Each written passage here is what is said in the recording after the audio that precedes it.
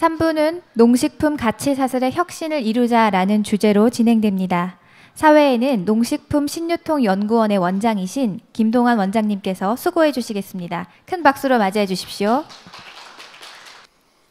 예, 안녕하세요. 방금 소개받은 농식품 신유통연구원의 원장을 맡고 있는 김동환 교수입니다. 먼저 제가 오늘 이 사회를 맡게 돼서 영광이고요. 근데 이게 그 세션별로 참 이 사회자님들이 이걸 자 어떻게 오가나이즈냐에 따라서 굉장히 차이가 나기 때문에 앞에서 우리 농촌 세션이 너무 잘해주시고 또 이게 막 컬러풀하고 동영상 이렇게 해서 굉장히 부담됩니다. 저희 세션은 사실 그런 뭐 좀 동영상이라든지 이런 것보다도 그냥 좀 이론적인 차원에서 좀 접근하는 거기 때문에 약간의 좀 지루함이 있을 수 있는데 하여튼 저희가 최선의 준비를 했으니까 하여튼 좋은 이 결과를 좀 청취해 주시기 바라겠고요. 예, 앞서 그 오전 세션에서도 어떻게 하면 이 농산물의 이 가치를 증진시킬 것이냐, 특히 우리 장태평 전 장관께서 다양한 사례를 제시하시면서 그런 가치 혁신에 대해서 말씀을 해주셨고요. 또 그 와중에 그럼 이런 가치 혁신을 누가 담당할 것이냐, 그리고 또 어떻게 할 것이냐, 이런 부분에 대한 문제 제기가 많이 있었습니다. 그래서 이번 저희 3부에서는 이제 그런 문제를 좀 더 구체적으로 한번 다뤄보는 그런 세션이 되겠습니다.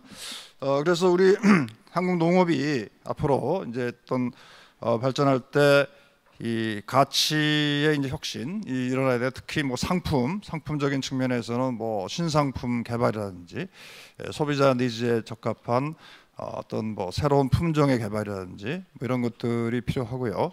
그 외에 이제 어떤 그 가치 사슬 전반에서의 효율성을 증진시키는 어떤 프로세스의 어떤 개선 이런 것들이 이제 필요하게 되겠습니다. 근데 하여튼 이제 문제는 이런 가치 사슬을 어떻게 혁신시킬 것이냐, 그 주체가 누가 돼야 될 것이냐, 농협이 돼야 될 것이냐, 아니면 민간이 돼야 될 것이냐, 양쪽을 다 간다면 어떻게 또 서로 경쟁 구조를 가면서 효율적인 시스템을 짤 것이냐, 그리고 또 민간 업체가 가치 사슬 혁신의 주체가 된다면 거기에는 또 다양한 어떤 그 파워 관계, 어떤 종속 관계라 이런 건 발생하지 않는 것이냐, 그리고 이 생태계 차원에서 이 가치 사슬을 어떻게 앞으로 발전시킬 것이냐, 이런 아주 등등의 중요한 이슈들이 많을 것 같습니다.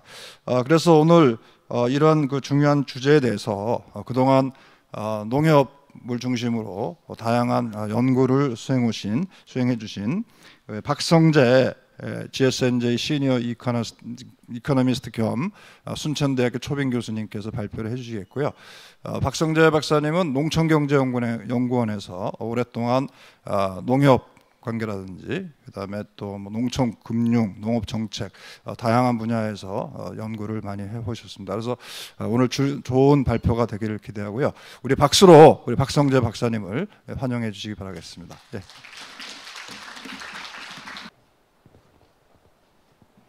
네, 소개받은 GSNJ 박성재입니다. 제가 여러분에게 말씀드릴 것은 농식품 가치사슬 혁신 전략. 제가 생각해도 너무 큰 주제이고 제가 또 감당할 수 없는 주제라고 생각합니다만 이 부분이 그동안 우리가 안 다뤘기 때문에 누군가 한번 이 얘기를 꺼내본 수준에서 한번 해보라는 이사장님 이제 강압에 의해서 제가 이걸 맡았습니다. 내용이 빈약하더라도 좀 이해를 해주셨으면 합니다. 우선 농식품 가치사슬 접근 관점에서 개념이 무엇이고 왜 이것을 해야 되는지 하는 것에 대해서 간단히 말씀드리고요. 그리고 그런 접근 관점에서 봤을 때 우리 농업의 문제는 어떤 것인가, 여러분 다 아시고 계시지만 다시 한번 정리를 해봤습니다. 그래서 지금 우리 현재 단계에서 농식품 가치사슬을 혁신하려고 그러면 어떤 전략이 필요할 것인가 하고요. 그 전략에 따라서 추진해야 될 정책 과제는 무엇인가 하는 순서대로 말씀드리겠습니다.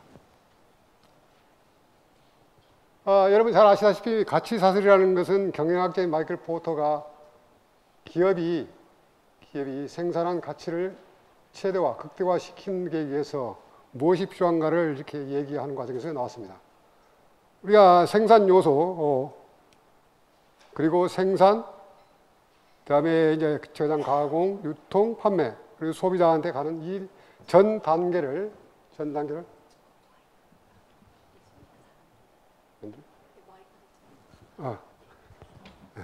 이 전 단계를 어떤 가치 창출의 단계 과정이라고 본다면 이 자체에서 생기는 하나하나가 생산 혁신이, 기술 혁신이, 효율성이든지 이런 것들 다 중요하겠습니다만은 하나하나만 보지 않고 이 전체를 아울러서 보는 관점. 그러니까 가치가 최종적으로 만들어질까지 일련의 과정 자체가 모두가 생산 과정이라고 할 수 있는데 그런 수직적인 이렇게 관계로 보는 관점 하나가 있고, 이런 생산들이 이루어질 때 단순히 이것만 갖고 이루어지는 게 아니라 거기 위에서는 정부 정책이라든지 시장 환경이라든지 기업 전략이라든지 홍보 마케팅 이런 것들이 다 연결되어 있죠. 그래서 이런 것들은 이 주 활동들을, 가치를 창출하는 활동을 도와준다고 해서 지원 활동. 그래서 이 지원 활동과 주 활동과의 관계를 보는 관점. 또 하나는 하나의 품목이 생산돼서 나갈 때에 그 품목만 있는 게, 그 상품만 있는 게 아니라 다른 상품도 같은 회사에 나오지만 여러 상품이 또 있고, 또 같은 상품이라도 시장마다 전부 달리 갈 수도 있든, 그래서 같은 단계 안에서도 수평적으로 나타나지 않지만 굉장히 많은 관계가 있을 수 있어. 그런 관점들을 종합한다고 그러면 세 가지 방향에서 우리가 이 가치를 만들어내는 어떤 관계를 파악을 하고 개선할 수 있는 이런 것이 있지 않냐 하는 것이죠. 이게 제가 이제 오늘 주 말씀드린 포인트고요. 또 하나 이것을 말하기 위해서 전제 조건이 뭐냐면 여기에 있는 겁니다. 소비자 가치죠. 가치를 최종적으로 결정하는 것은 소비자의 마음이죠. 그죠? 소비자의 마음. 그리고 가치라는 것은 하나가 정해져 있는 어떤 절대 분량이 아니고 시간과 장소, 그리고 소비자의 기분에 따라서 달라질 수 있지 않습니까? 그래서 상품의 일물일가 법칙만 굳게 믿었던 경제 원론적 관점이 아니라 시간과 장소, 인종, 성별, 연령, 이게 다 달라지는 이 가치, 이 소비자 가치를 어떻게 파고 들어가냐 하는, 그죠? 이 마커가 바로 소비자에게 다가가는 이런 것을 의미하겠다는 것을 중요시하고자 합니다.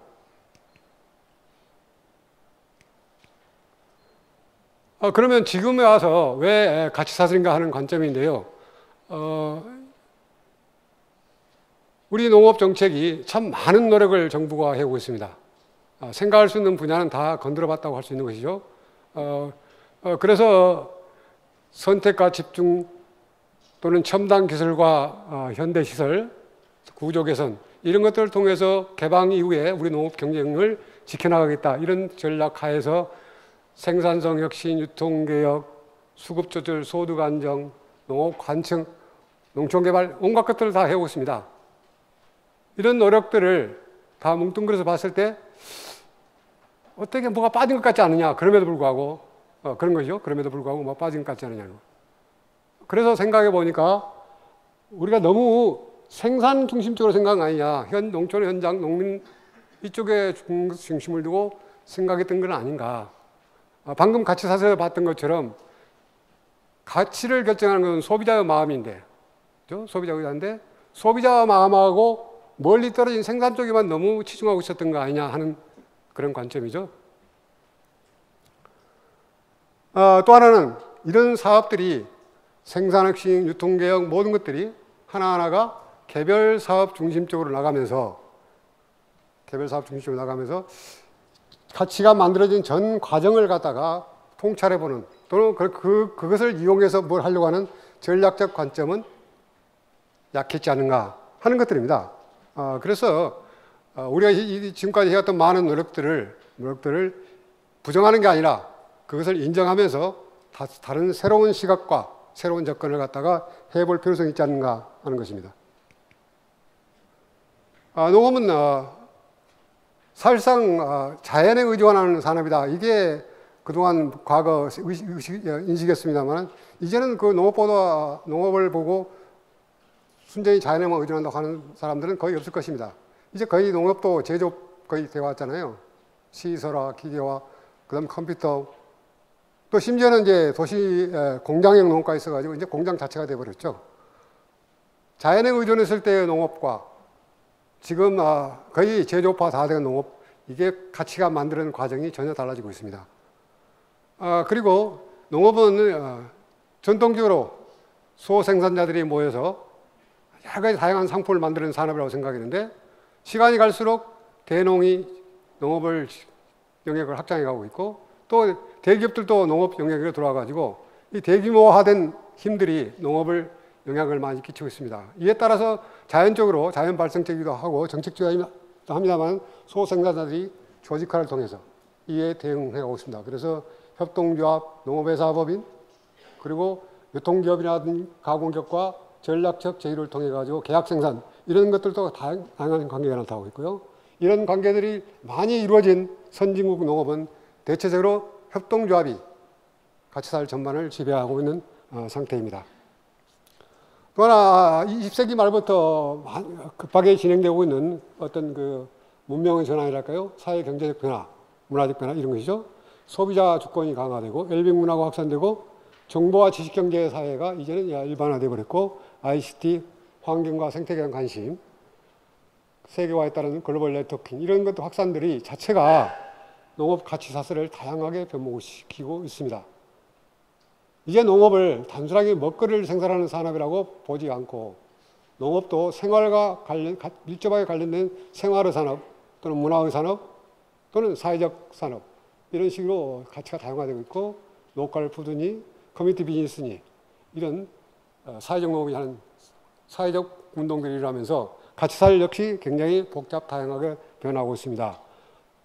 그런 관점에서 가치사슬을 주목해 볼 가치가 또 있다고 하겠죠. 그러면 이런 가치사슬 접근을 하게 한 가치 경영은 뭐냐? 앞에서 이미 그림에 말씀드렸습니다만은 가치사슬 영역을 확장하는 것, 그죠? 국내 농업만이 아니라 세계 농업, 또 세계 농업이라도 이게 가까운 인접 국가가 아니라 저 멀리 옮겨뜨린 농가에도 확장할 수 있고, 다양한 인종을 또 대상으로 한 가치사슬의 영역을 확장할 수도 있죠. 그 다음에 이미 만들어진 가치사슬 영역 안에서도 새로운 가치를 창출할 수 있는 혁신들이 계속 일어날 수 있는 것이고요. 그다음에 이제 결국 이 가치를 실현하는 것은 소비자의 필요를, 소비자가 원하는 바를 들어주는 거기 때문에 그 원하는 바를 들어주기 위한 능력을 갖추는 것, 즉 소비자가 뭘 하는지 아는 정보를 갖는 것, 그리고 그 정보에 따라서 소비자가 원하는 것을 채워줄 수 있는 능력을 갖추는 것, 그리고 그런 능력을 갖출 수 있게 전 가치 사슬 전 단계에 걸친 협력과 조정, 이런 통제력, 이런 것을 할 수 있는 시스템, 이게 가치사슬 경영의 핵심 아닌가 합니다. 그래서 세계적으로 가치사슬 경영의 대표 사례라고 할 수 있는 덴마크 양돈 산업 사례를 잠깐 말씀드리겠습니다. 2000년대 초기에 캐나다의 사스케찬 대학에서는 덴마크 양돈 산업을 주목해가지고 캐나다 양돈과 비교를 했습니다. 양돈에서 제일 중요한 것은 생산 단계에서는 사료 아닙니까? 그래서 캐나다가 값싼 캐나다 사료를 수출하는 캐나다 양돈이 그 사료를 수입하는 덴마크 양돈의 지린 이유가 뭐냐? 이것을 규명한 것이었는데요. 그 연구 결과를 이제 결론 내는 것이 이제 흥미가 있습니다. 사실 덴마크는 잘 아시다시피 협동조합이 지배하는 나라죠. 협동조합 법도 없는 나라인데 시장 경쟁에서 협동조합이 이겼기 때문에 된 거죠. 1970년대 말도 약 50개 됐던 양돈 도축조합이 90년대 말에 오면 3개로 줄어듭니다.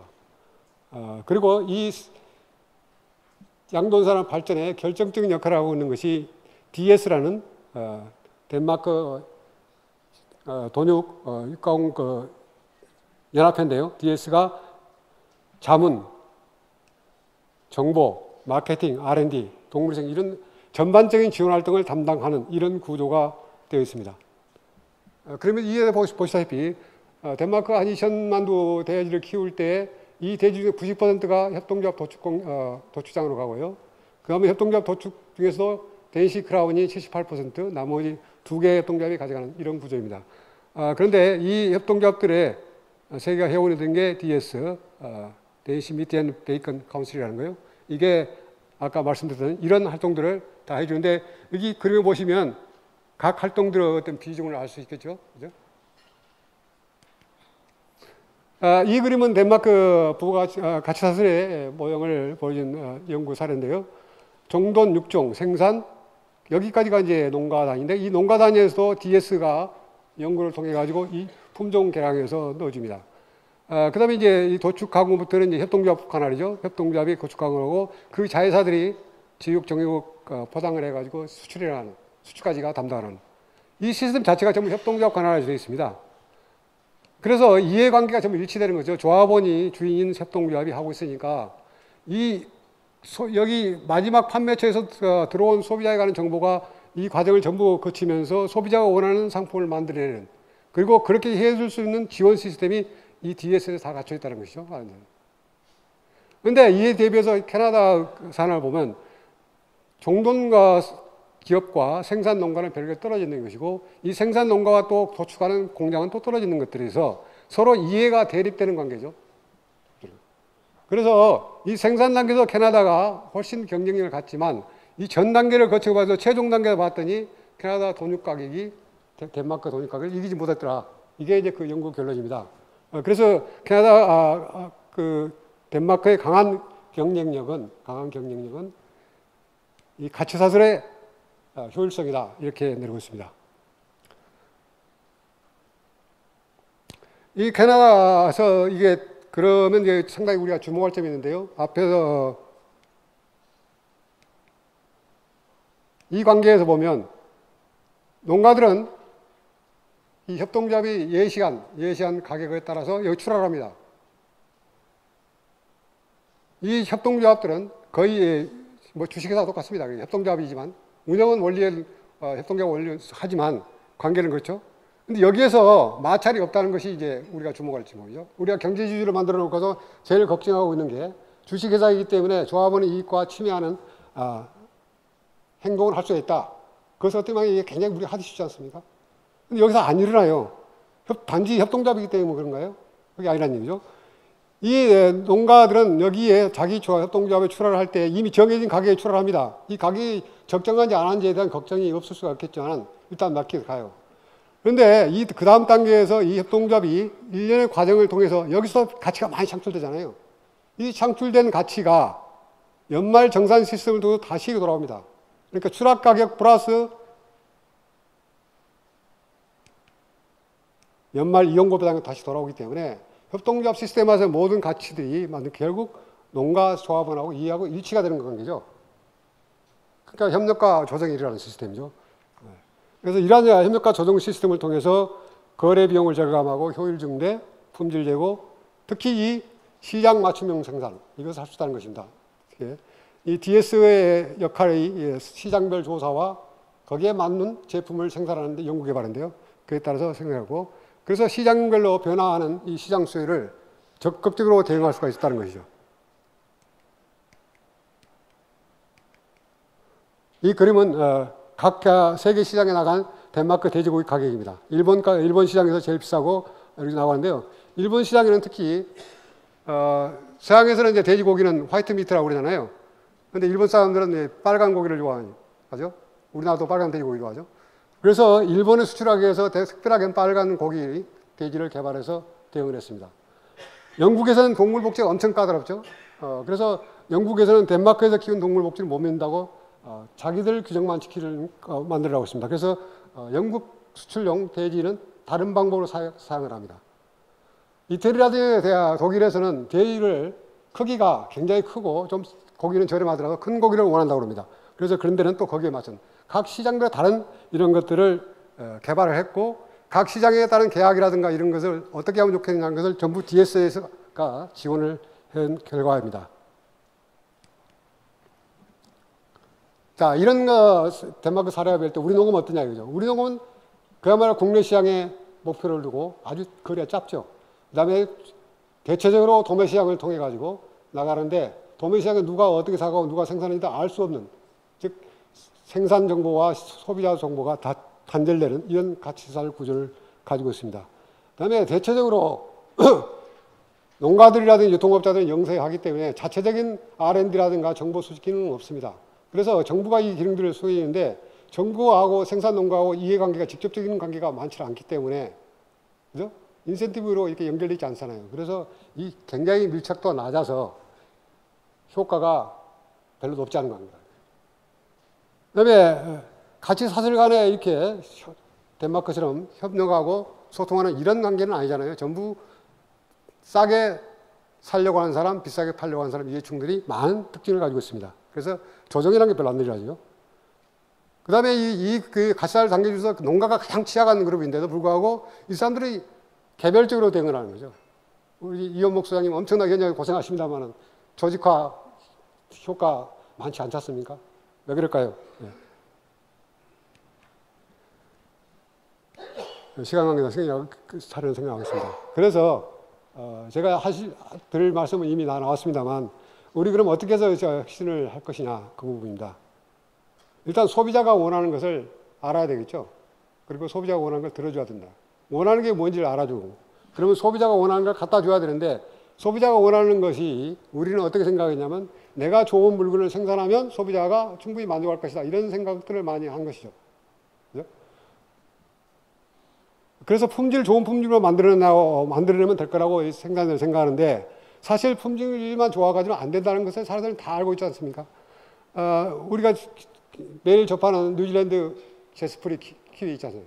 이 제스프리가 90년대 품질 혁신과 시장 차별화를 통해 가지고 성과를 거두려다가 뉴질랜드 키위가 안 됐습니다. 그래서 제스프리라는 마케팅 회사를 만들어 가지고 했던 게 뭐냐면 바로 소비자가 알 수 있게 뉴질랜드 키위를 따로 만든 거죠. 그래서 뉴질랜드 키위는 다른 나라와 다르다. 굉장히 고급 식자재이고 또 매일 먹어야만 하는 과일이라는 이런 인식을 시키면서 브랜드화해가지고 성공을 했습니다. 스티브 잡스가 하는 애플은 엄청나게 성공을 했는데요. 거기에 성공 비결이 그렇다고 합니다. 사이먼 시넥이라는 리더 전문가가 하는 얘기가 애플은 성능이 좋은 제품을 만드는 게 아니고 애플이라는 기업이 추구하는 어떤 도전 그리고 다름을 만들어내는 이런 정신을 실현하기 위한 그 중에 하나 우연히 제품을 만들어낸다 라고 한답니다. 애플의 믿음과 동참하는 사람들은 사업을 하시겠습니까? 그에 반해서 티보라는 회사가 있었는데요. 이 회사는 어마어마하게 성능이 좋은 테레비와 이렇게 여러 가지 주변 기기를 만들었는데 이 회사는 성능을 잘한 거예요. 우리 거의 최고다고. 근데 그 회사는 망했어요. 애플은 성공하고. 지금 무슨 얘기냐면 이 소비자가 단순하게 품질, 성능을 보고 사는 게 아니라 어떤 빌리프, 신념을 공감하는 이게 따라간다는 얘기를 하고 있습니다. 그래서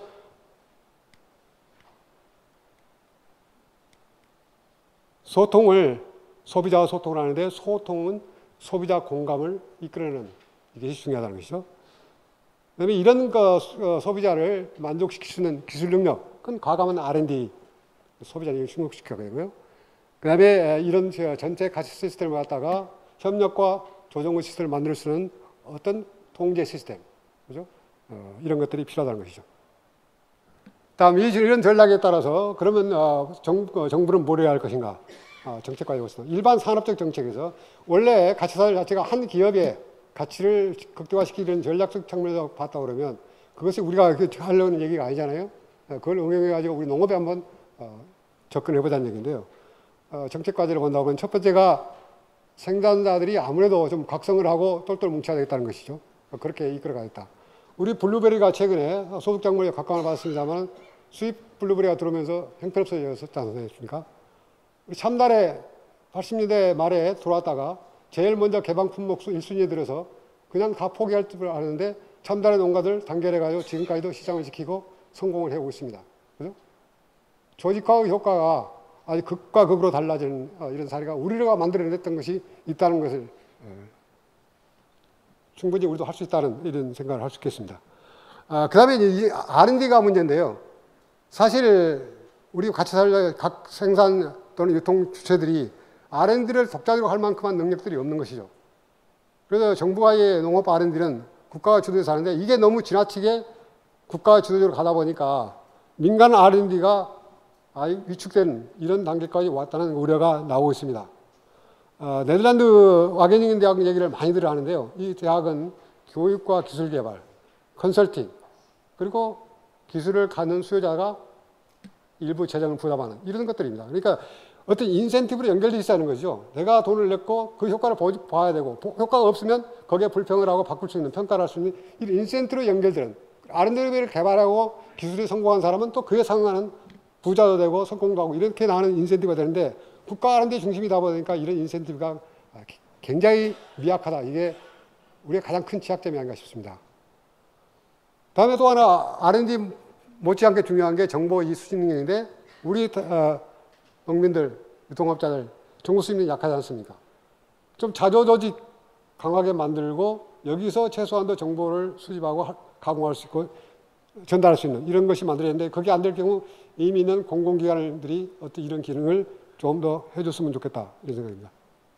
다음에 지금 우리 쌀이 남아들어가지고요 논을 갖다가 놀려야 됩니다. 그죠? 이 논이 놀지 않고 다른 작목으로 갈까 봐서 전전긍긍하고 있지 않습니까? 얼마나 모습입니까? 우리 농업이 가장 취약한 게 규모가 작다는데 땅이 남아도는데 규모를 키우면 안 되는 거예요. 이런 모습이 없는 것이죠. 그래서 이 남아도는 땅을 수출농업으로 돌리자 이거예요. 수출농업으로. 그런데 수출농업은 내수농업하고는 전혀 달라야 된다. 어떻게 생각하면 수출농업을 갖다가 꽃놀이표로 생각하는 사람들이 있는 것 같아요. 물론 쉽게 해본 사람들은 아니지만 수출해서 안 되면 내수로 돌리고 내수가 안 되면 수출로 가고 그렇게 될 수 있는 게 아니잖아요. 시장은. 그죠? 실제 수출농업 하시는 분들 얘기 들으면 절두철미하게 내수에서 그냥 빼내기식으로 수출로 오는 걸 가장 두려워하고 있고 또 수출을 농업이 필요한 큰 규모와는 농지가 없는 것을 가장 두려워하고 있습니다. 서로 부족한 부분을 보충해주는 농업 구조 시스템을 간다고 그러면 서로 상상이 되지 않을까 싶습니다. 그 다음에 진입장벽, 이건 뭐 더 얘기할 필요 없고요. 정부의 사회 갈등 조정 능력이 너무 미약하다는 것이죠. 얼마 전에 했던 동부한농 문제는 실제 법과 제도 문제가 아니지 않습니까? 그죠? 이 동부한농이 들어오면서 기존 토마토 농가들을 완전히 망가뜨릴 것이란 어떤 포식자에 대한 위협, 그것을 경계를 했고 거기에 대한 저항이 있지 않습니까? 이것을 불식시킬 수 있는 왜 수출 농업으로 간다고 그러면 차단해서 내서 아무것도 하면 될 것 같다가 못 되느냐 이거죠. 그런 자신이 없으면 가지 말았어야 되죠. 이런 정부는 여기에 조정을 하지 못한 이것이 큰 가오였던 것 같습니다. 농협 부분에서는 농협이 이제 경제 유치라고 하는데 과연 장기적으로 농협은 어디로 가고 있고 거기에 전략과 수단은 뭐고 뭘 어떻게 했다는 것이 이게 확실하게 조합원과 농협 안에서도 공감대가 안 이루어진 것 같습니다. 여전히 싸우는 것은 지주제사가 맞느니 안 맞느니 그리고 지주제사라는 것은 근본적으로 협동계에 맞느냐 안 맞느니 이런 피상적인 얘기들로 나가고 있거든요. 하루빨리 비전과 전략 과제들을 정돈을 할 필요가 있겠고 정부는 또 그것을 만들어가도록 도와줘야 할 것 같습니다. 그 다음에 조합과 경제주의 자회사들은 공동투자를 통해 가지고 만들어진 가치가 조합원에게 바로 이익이 돌아갈 수 있는 이익환원 단계를 갖다가 축소시킬 필요가 있고요. 농협이 그동안 하지 않았던 R&D. 농협은 사실 그동안은 상품 전달자 역할에 충실했습니다.